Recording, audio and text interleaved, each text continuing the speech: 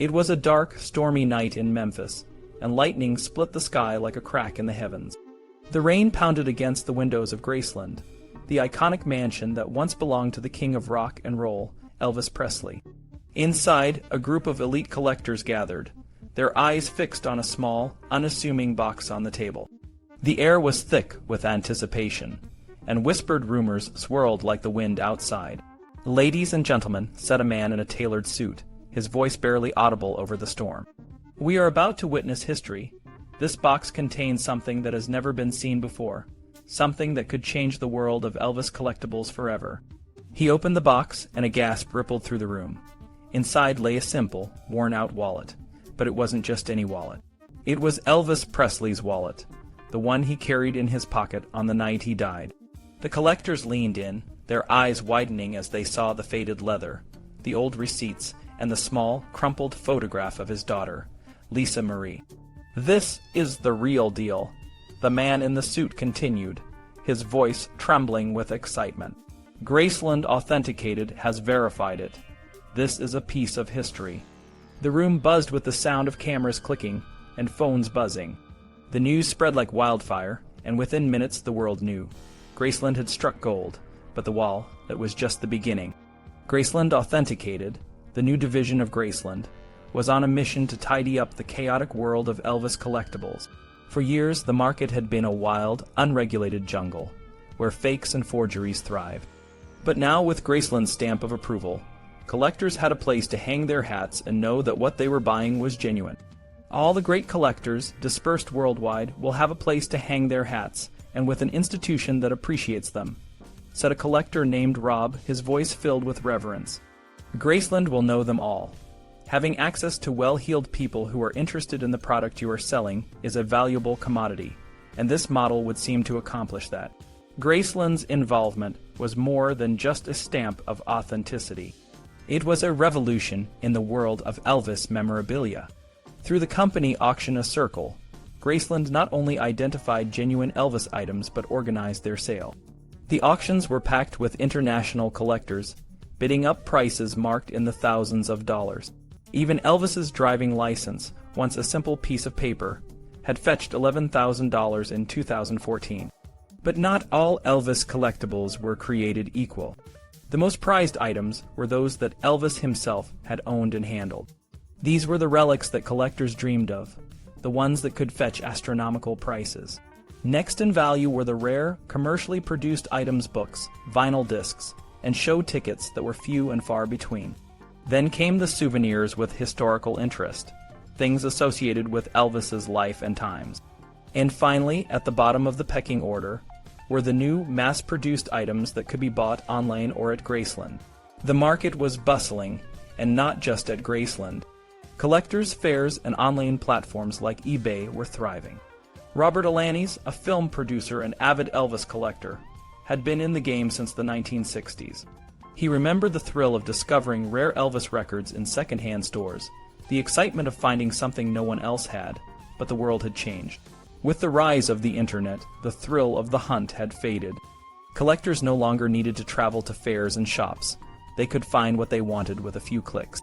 eBay changed everything, Alanis said, his voice tinged with nostalgia. The excitement of treasure hunting and discovering something precious in an unexpected place became a thing of the past. Collectors no longer had the thrill of handling and examining a real object. They went online. Admittedly, they had access to the whole world at the click of a mouse, but it was a virtual and not a tangible world. Despite the changes, the market for Elvis memorabilia remained strong. Original posters from his early films, even the cheap souvenirs made by Colonel Parker, were valuable if they were in good condition. Alanis's most memorable deal was selling the original contract signed by Elvis to appear live at the International Hotel in Las Vegas in 1969 for $10,000. But the most intriguing part of the Elvis collectibles world was the bootleg market. For years, bootleggers had been selling unofficial recordings of Elvis's unreleased songs and studio sessions. The risk was high, but the allure was irresistible. The technical quality was often poor, but the thrill of owning something illicit, something that no one else could have, made it all worthwhile. Bootlegs continued to sell, and there are dealers who still insist on selling them no matter what the risk. Alani said, his voice grim. I know a few dealers who were at a recent show in Chicago that was busted by the FBI and police. It's not a pretty sight seeing people you know being hauled away in handcuffs and their entire city inventory being confiscated into a paddy wagon. But the bootleg market was just one part of the larger Elvis phenomenon. The official Elvis online shop offered a vast array of merchandise, from light-up desk signs to gold lame teddy bears. The items ranged from the serious to the whimsical, all bearing the image of the king. And beyond the merchandise there was the art. Hundreds of artists had been inspired by Elvis's image, creating works that ranged from kitsch to fine art. The world of Elvis collectibles was vast and varied, a testament to the enduring legacy of the king. And with Graceland authenticated at the helm, the future of this world was looking brighter than ever. The storm outside Graceland raged on, but inside, the collectors were already planning their next big find. Elvis Presley's face is more than just a picture. It's an icon that has inspired countless artists over the years. One striking example is the artwork, Elvis and the Illusion of Time. This piece uses Elvis's image to show how fame, no matter how great, is fleeting. It's like sand slipping through an hourglass, each grain representing a moment in the spotlight. When we think about how Elvis's image has been used in art, the first thing that comes to mind is pop art. This movement started around the same time Elvis was becoming famous. Pop artists like Andy Warhol and Roy Lichtenstein were doing for visual art what Elvis did for music. They were making the everyday extraordinary. They took images from ads and pop culture and put them in new, surprising contexts. Warhol, for example, created the famous Double Elvis, a silver silkscreen print that shows Elvis as a cowboy shooting from the hip. In 2012, one of these prints sold for a whopping $37 million at an auction. Elvis's image has become so popular that many artists make a living by creating Elvis-themed art. Betty Harper is known for her delicate pencil drawings of Elvis. She was working on a drawing called American Trilogy when she heard the news of Elvis's death. A year later, her work was displayed on a billboard near Graceland, paying tribute to the king. Another artist, Rob de Vries from the Netherlands, creates highly realistic portraits of Elvis.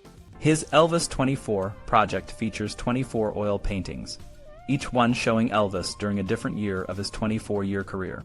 He also has a series called Jumpsuits and Stage Wear, which includes 126 works featuring every jumpsuit Elvis wore between 1968 and 1977.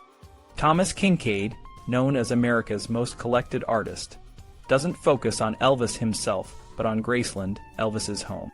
His paintings often have a magical, almost fairy tale quality. One popular image shows Graceland at Christmas, with Elvis as Santa, unloading gifts from his pink Cadillac. The scene is so charming that it feels like stepping into a holiday card. Some artists use Elvis's image in more whimsical ways.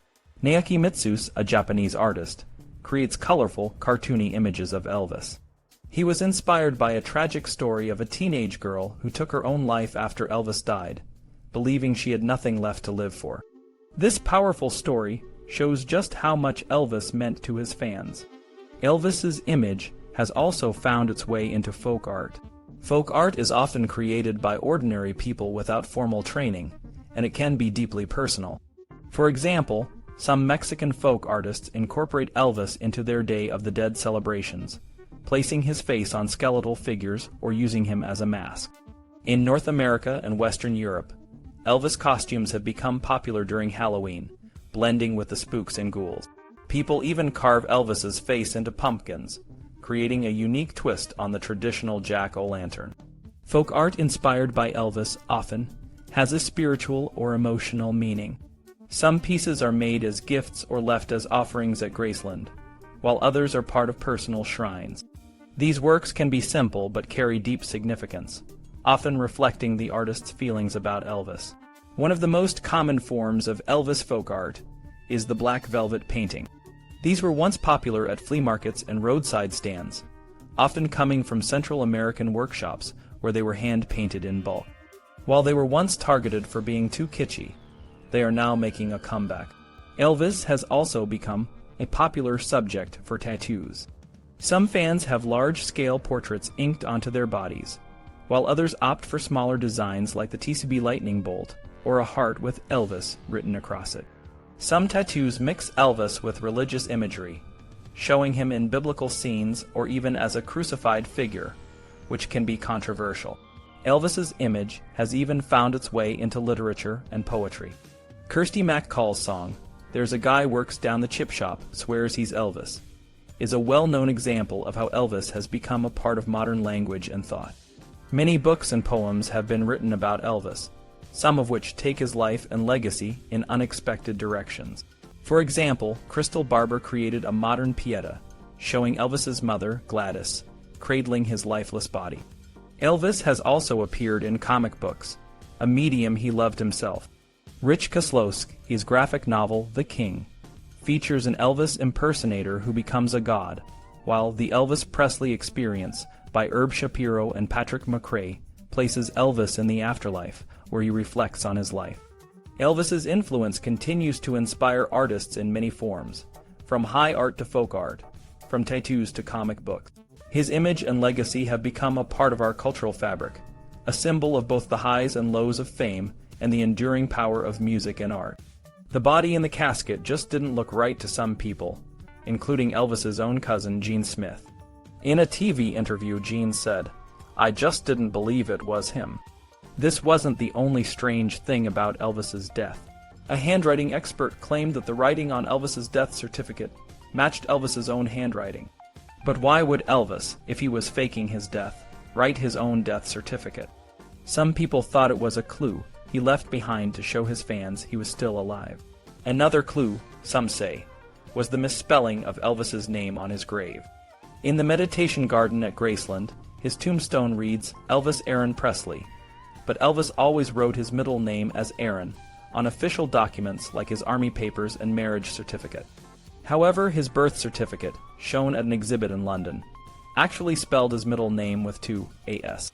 Rumors also spread about a man who bought a one-way ticket to Buenos Aires right after Elvis's death. He paid in cash and used the name John Burroughs, an alias Elvis often used when he wanted to travel without being recognized. By a strange coincidence, two American writers, Monty Nicholson and Gail Brewer Giorgio, started writing books with similar themes around the same time. Both wrote about singers who faked their deaths. When their books were published, something odd happened. All the copies were mysteriously bought in bulk and never replaced in bookstores. Gail's book was about a fictional singer named Orion who faked his death. The reaction to her book made her wonder if Elvis had done the same. She began investigating and published a second book listing oddities and inconsistencies related to Elvis's death. Gail asked questions that fueled the rumors. Why was Elvis's life insurance policy never cashed? Why did his father, Vernon, refuse to drape the coffin with an American flag? Some of these points have been refuted over time. For example, a photo of someone watching fans from behind a screen door at Graceland was initially thought to be Elvis, but the photographer later explained it was just a Graceland employee. Another photo showed a man with Muhammad Ali and Jesse Jackson in 1984, but it turned out to be Larry Kolb, who worked with Ali. The Elvis estate has always dismissed these stories as nonsense. They don't want to encourage the idea that Elvis might still be alive, as it could lead to legal complications, but the rumors persist. A website poll found that 53% of its users didn't believe Elvis died in 1977. Independent polls show that 4% of the general population thinks Elvis faked his death. A British politician once joked that more people believe Elvis is alive than think Ed Miliband is a natural leader. The idea that Elvis might still be alive is a hot topic on Elvis fan message boards. There are hundreds of posts and threads, and even newsletters dedicated to the theory. Some fans call themselves Gatheringites, hinting at a religious-like belief in Elvis's return. In 1992, the Presley Commission was formed to investigate the evidence. It was made up of people who weren't entirely impartial, like Phil Aitchison, a friend of Gail Brewer Giorgio and the owner of the Elvis is Alive Museum. The commission didn't find Elvis, but they suggested enough doubt to keep the conspiracy theory alive. They even mentioned a wax figure that a family member bought, which some believe was used to make the coffin heavier. The rumors got even wilder in 2015, when a story circulated about a homeless man named Jesse Doe, who was found dead in San Diego. His DNA allegedly matched Elvis's, but it turned out to be a hoax. However, some people still believe the story, and a forensic graphologist hired by the Missouri Attorney General claimed that Jesse's handwriting matched Elvis's. Eliza Presley, who believes she is Elvis's half-sister, has been trying to prove her claim through DNA evidence. She was adopted and started investigating her biological father, which led her to believe she might be related to Vernon Presley. Her case has made some legal progress, but it's been slow. To truly settle the matter, her only hope is to get a DNA sample from Lisa Marie Presley, Elvis's only acknowledged daughter. However, Lisa Marie refuses to provide a sample, and since she lives in the UK, no American court can force her. The mystery of Elvis's death continues to captivate fans and fuel endless speculation. Whether he is alive or not, the legend of Elvis Presley lives on. Eliza Presley stepped into the courtroom with a mix of hope and nervousness. She was determined to prove her connection to the legendary Elvis Presley, not just through her DNA, but through her heart. The legal battle was intense, and the stakes were high. Eliza's legal team presented the initial positive findings from the paleo-DNA laboratory, but the lab's sudden reversal added a layer of complexity to her case. Stephen Frapietro, the lab's representative, explained that they had used a rarely used American DNA database, which had led to the initial positive results. However, the way the numbers were presented in this database was different from their usual methods, casting doubt on the accuracy of the findings. Rumors swirled that the Presley estate had pressured the lab, but there was no concrete evidence to support these claims. Despite the setback, Eliza's resolve remained strong. She was not just fighting for a share of the estate, she was fighting for the truth about her identity. Meanwhile, Jesse, the man who claimed to be Elvis, had distanced himself from Dr. Nick Hinton, the doctor who had maintained that the man he treated was indeed Elvis. Hinton, however, stood by his claims, though he regretted speaking about his patient so publicly. Jesse, or Elvis, continued to maintain contact with Linda Hood Sigmund, a woman who had known him since 1992. Linda described a life of boredom and depression, painting a picture of a man who had lost his sense of purpose. She claimed to have received handwritten letters from Jesse, which she and others believed matched Elvis's handwriting. Mary Kelly, a professional forensic graphologist hired by Fox TV, could not confirm an indisputable link, but another graphologist, Shirley Me Mason, was convinced the writing matched. While handwriting analysis could add to the evidence, DNA tests were the gold standard. For Eliza's paternity to be proven, Jesse would need to make himself available for testing, as would Lisa Marie Presley. However, the financial interests at stake made this scenario unlikely. If Eliza's claims were proven true, it could lead to a legal and financial upheaval that the Presley estate and the Graceland business were keen to avoid. The question of why Elvis might have faked his death, if he had indeed done so, was a topic of endless speculation. Some believed he simply wanted to escape the pressures of fame and live a quiet, anonymous life. Others suggested that his life was in danger, possibly due to his involvement in the fight against illegal drugs. According to this theory, Elvis had to be hidden to protect him from criminal elements. Another theory implicated Elvis's manager, Colonel Tom Parker, who allegedly saw more financial benefit in a dead Elvis than a living one. The idea was that a wax effigy was placed in Elvis's casket, and a substitute body was buried in his grave. Despite the elaborate nature of these theories, the idea that so many people could keep such a secret for so long seemed implausible. Elvis's father, Vernon, would have had to be in on the plan, and eventually, Lisa Marie would have needed to know the truth. Yet, over the years, Elvis sightings continued to fuel the conspiracy theories. From gas stations to supermarkets, and even at President Barack Obama's inauguration in 2009, people claim to have seen the king of rock and roll. In Kalamazoo, Michigan, the Elvis Sighting Society was formed in 1989 by Elvis enthusiasts who were convinced that the king was still alive. One of the founders, Kelly Burgess, claimed to have had a close encounter with a man she believed was Elvis in an office building protected by security guards. While the man never confirmed his identity, Burgess was certain it was him. The conspiracy theories surrounding Elvis's death ranged from the improbable to the absurd. Some believed that Elvis was programmed by the Illuminati, a shadowy organization said to control global events. According to these theories, Elvis's twin brother, who died at birth, gave Elvis double spiritual power. The Illuminati allegedly killed the twin to give Elvis this power, and Colonel Tom Parker was his handler. While these theories might seem far-fetched, they added to the mystique surrounding Elvis's death. The idea that Elvis could one day return to stage a comeback, even as an octogenarian, remained a tantalizing possibility for many fans.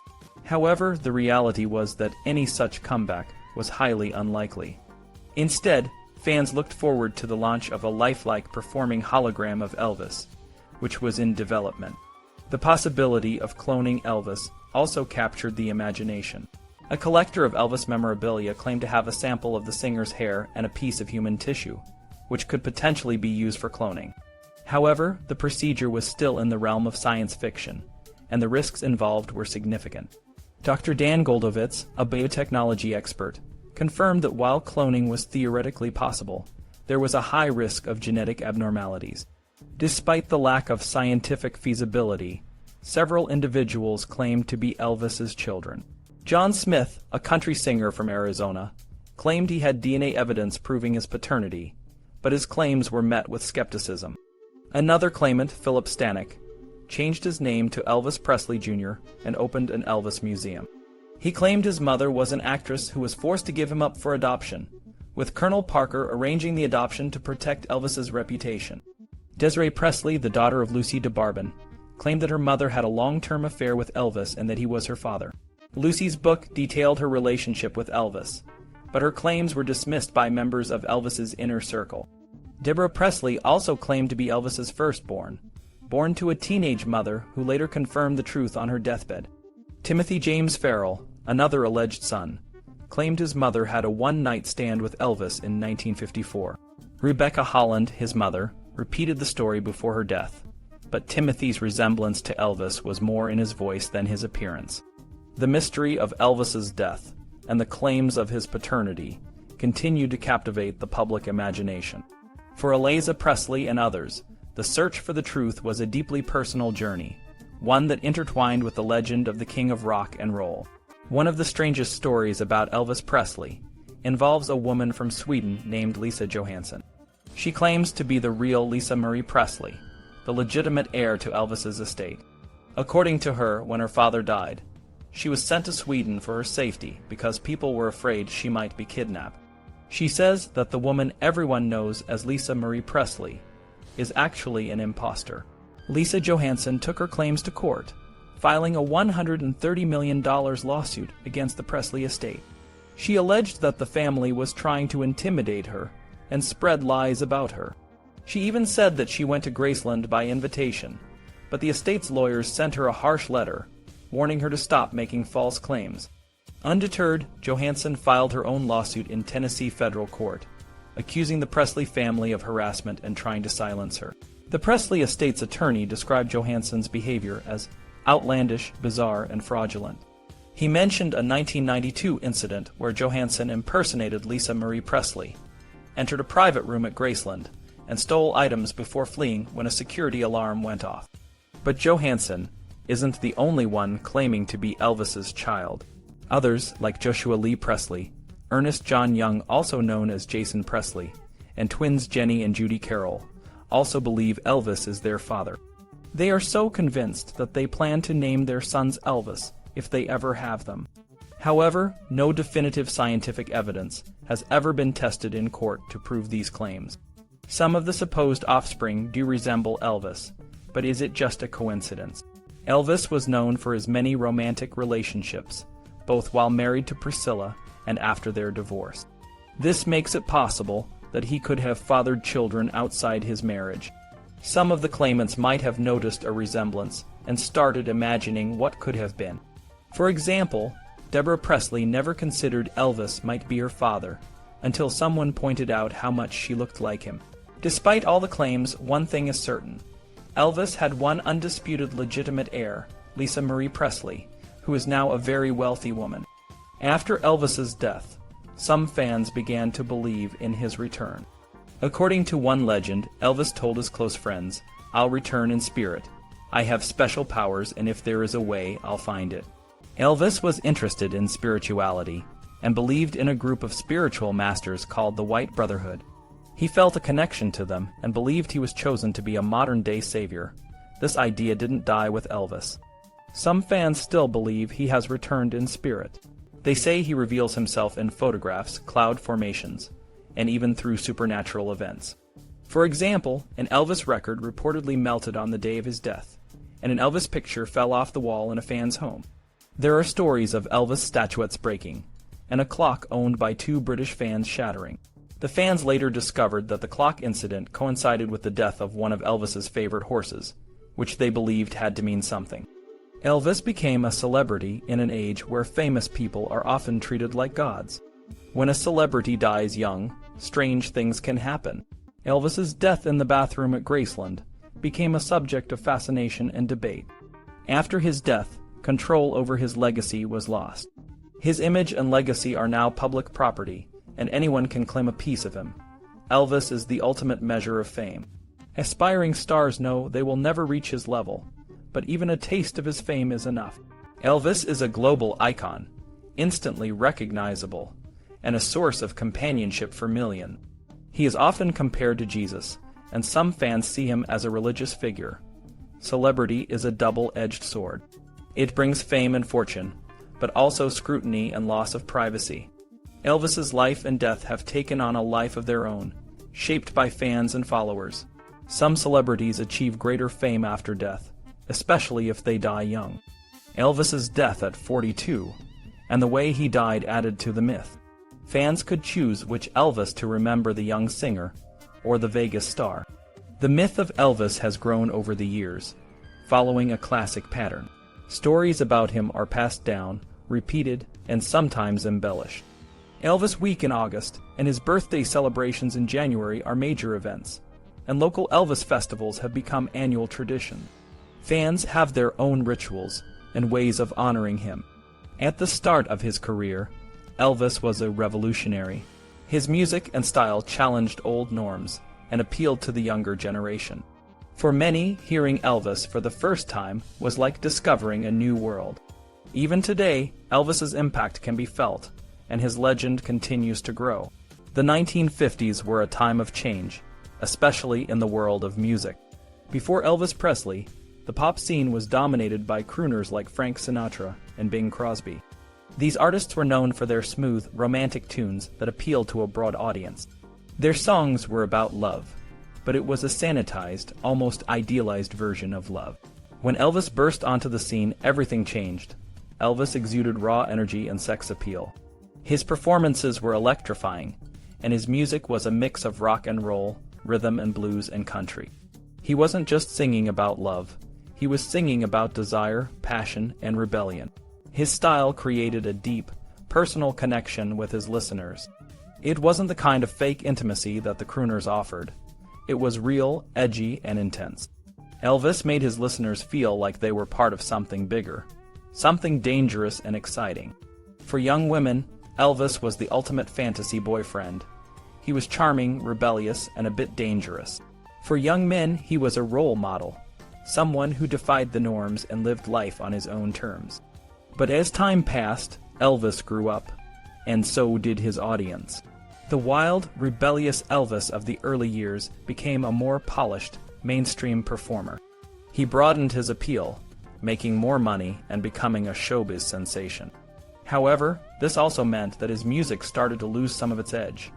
By the late 1960s, his popularity was waning. Out of 8 singles released between January 1967 and May 1968, only 2 made it to the top 40. It was clear that something needed to change. That something came in the form of a television special in December 1968. The Elvis concert, often called the Comeback Special, was a hit, capturing 42% of the TV audience in the United States. Elvis managed to reconnect with his original fans, while also winning over their parents. It was a remarkable achievement, and it revitalized his career. Elvis's foray into gospel music was another significant moment. He brought the same intimate, passionate style to spiritual songs that he used in his secular music. When he sang "How Great Thou Art" or "His Truth Goes Marching On," fans felt a powerful connection, almost as if the worship was directed at him. Elvis maintained that he was just a humble messenger, but the impact was undeniable. Tragically, Elvis died at the age of 42, cutting his life short. His death was a shock to his fans. Some went into denial, unable to accept that their hero was gone. Others felt guilty, wondering if they could have done more to help him. For many, Elvis's death was a reminder of their own mortality. They asked themselves why such a talented person had to die so young, and what the purpose of his life had been. These questions were often left unanswered, but they led to a deeper reflection on life and death. In death, Elvis took on a new role.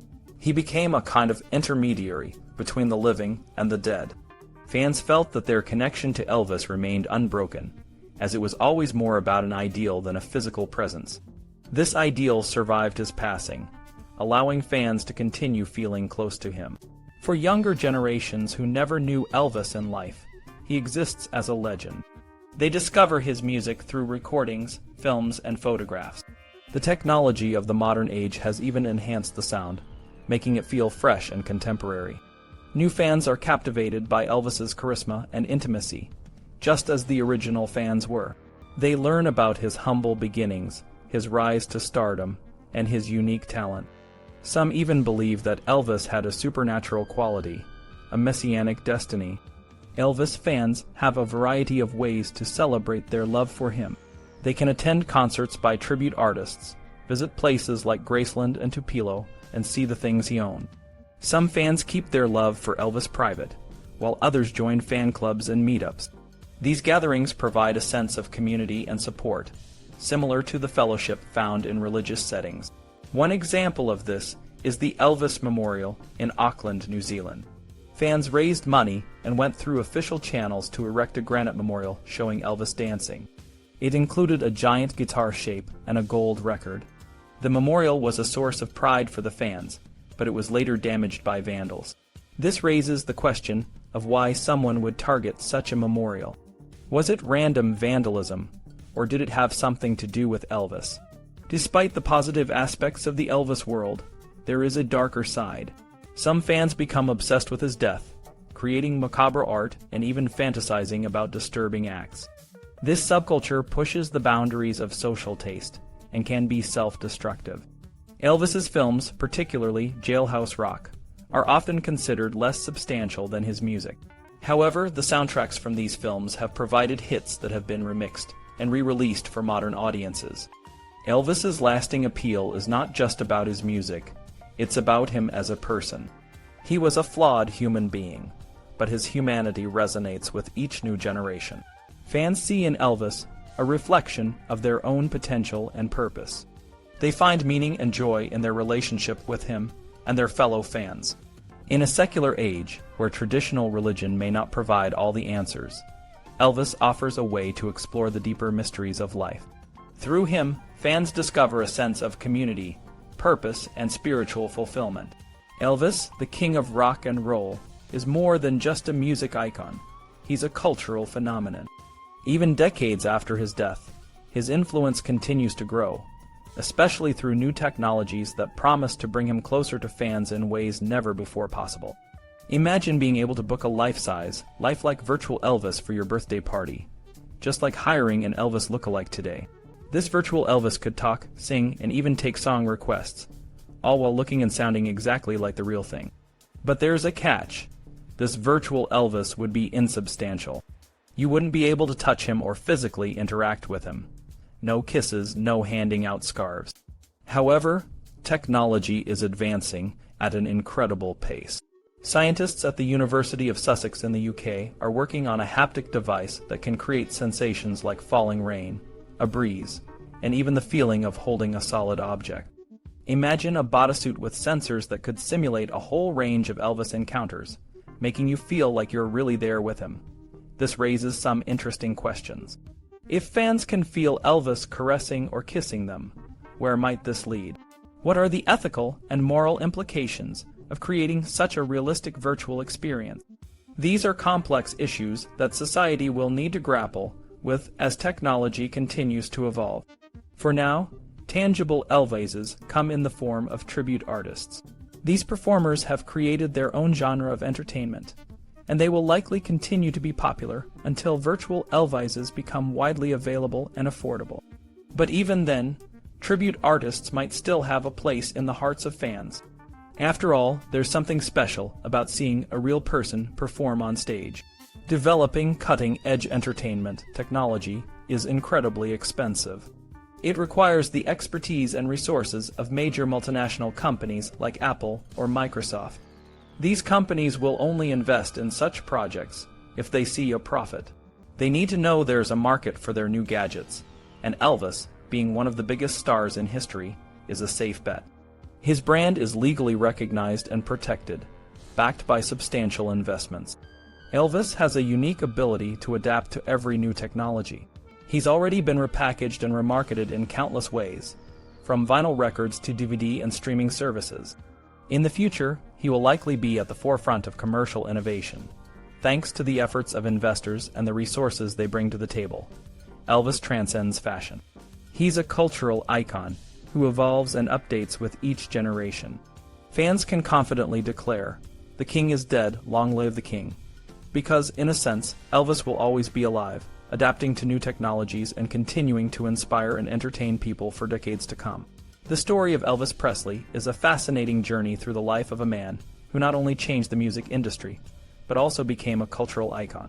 From his humble beginnings in Tupelo, Mississippi, to his rise as the king of rock and roll, Elvis's legacy continues to captivate and inspire fans around the world. Elvis's early life was marked by hardship and poverty. He grew up in a small house with his parents, Vernon and Gladys, and his twin brother, who died at birth. Despite the challenges, Elvis found solace in music, particularly gospel, which played a significant role in shaping his spiritual and artistic identity. His love for music led him to Sun Studios in Memphis, where he recorded his first songs under the guidance of Sam Phillips. This was the beginning of a career that would revolutionize the music scene. Elvis's impact on popular culture is immeasurable.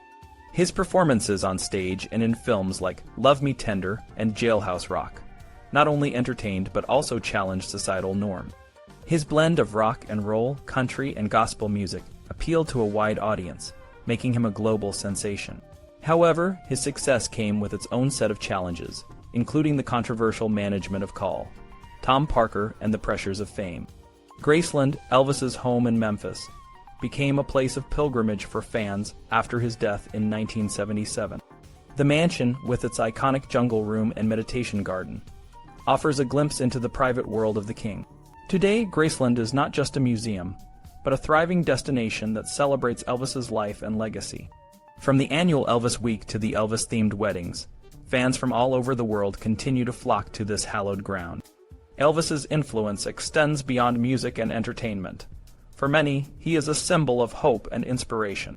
Some fans even see him as a messianic figure, drawing parallels between Elvis and Jesus Christ. This devotion has led to the creation of various Elvis churches and fan communities, where the spirit of the king lives on. Art, literature, and even conspiracy theories have explored the enduring mystique of Elvis, further cementing his place in popular culture. The legacy of Elvis Presley is a testament to the power of music and the human spirit. His music continues to be remixed and reimagined, introducing new generations to his timeless classics. From the halls of Graceland to the streets of Las Vegas, the king's influence is felt in every corner of the world. As we reflect on his life and career, it's clear that Elvis Presley is more than just a musician. He is a cultural phenomenon whose impact will be felt for generations to come. In the end, the story of Elvis Presley is a reminder that even in the face of adversity, one can rise to greatness and leave an indelible mark on the world. His music, his spirit, and his legacy continue to inspire and connect people from all walks of life, proving that the king will always be the king.